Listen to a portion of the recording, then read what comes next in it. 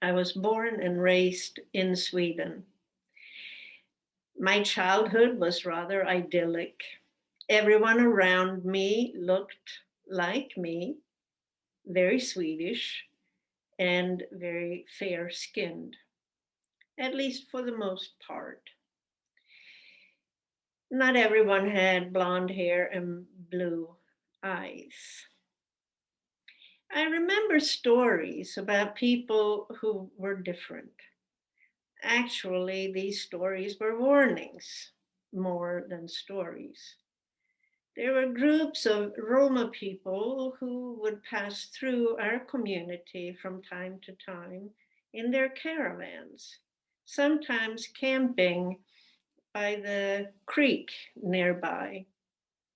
In Swedish, they were called zigenare, and we were told to beware of them and that they were likely to steal whatever they could find.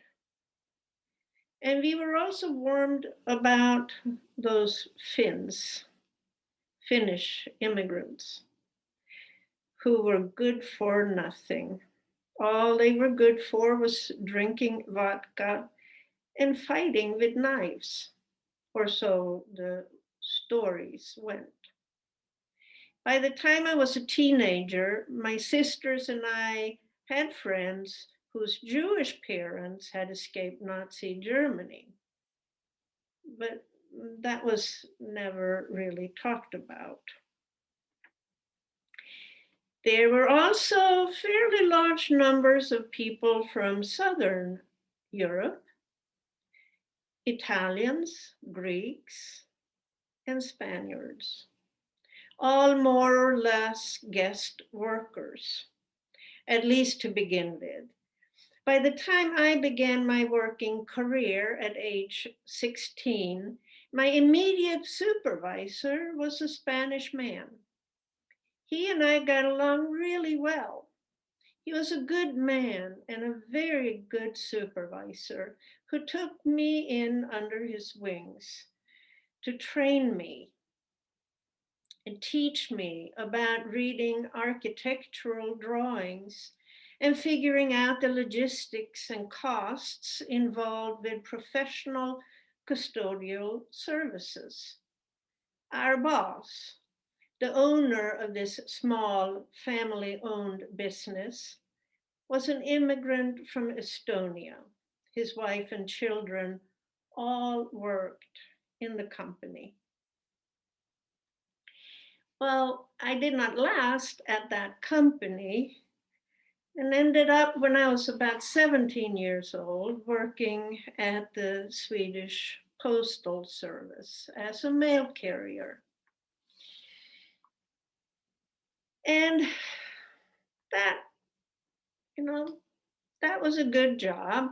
I was out delivering mail. But this particular day, I was probably about 18 or 19 years old at the time. All the other carriers had left for their routes, and I was staying in that day to sort the late morning mail that had just been delivered by a truck. As usual, I wore my uniform, a drab, dark gray thing. Did not do anything for my looks, but it was a work uniform. Sorting this mail meant that I had to grab the sacks of mail from where they had been thrown on the floor and lift them up on the table, the sorting table, and then shaking out all the letters, all the pieces of mail in the sack, which meant really shaking and a lot of dust flying about, dust that would settle on me. So this was not a career for people who wanted to appear attractive at all times. So this one day, I was sorting the mail at the sorting table, and in walks a person of color, a Black man. He was dressed immaculately, and he was handsome looking. I wanted to crawl under the table and hide because I felt like the ugly duckling, and I didn't want anyone to see me except my coworkers. Anyway, he comes up to me because I was the only one around, and he asks where he can find the postmaster. So I take him to the postmaster's office and then go back to my work of sorting mail, dusty, dirty mail. And then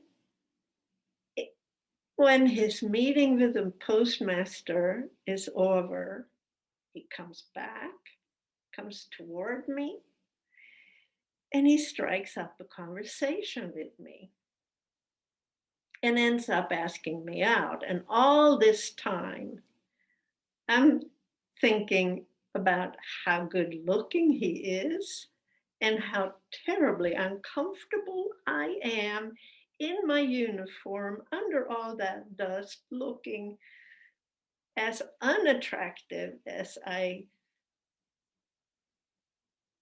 could. Well, he asks me out and I decline, and he goes on his way. Many, many years later, that memory came back to me. And I wondered what was really going through my head. I mean, he was the first Black person that I ever encountered in real life and had a conversation with. Why did I decline? Was it because I felt so unattractive and he was so incredibly handsome that I just could not cross that divide? Or or did I decline because he was Black?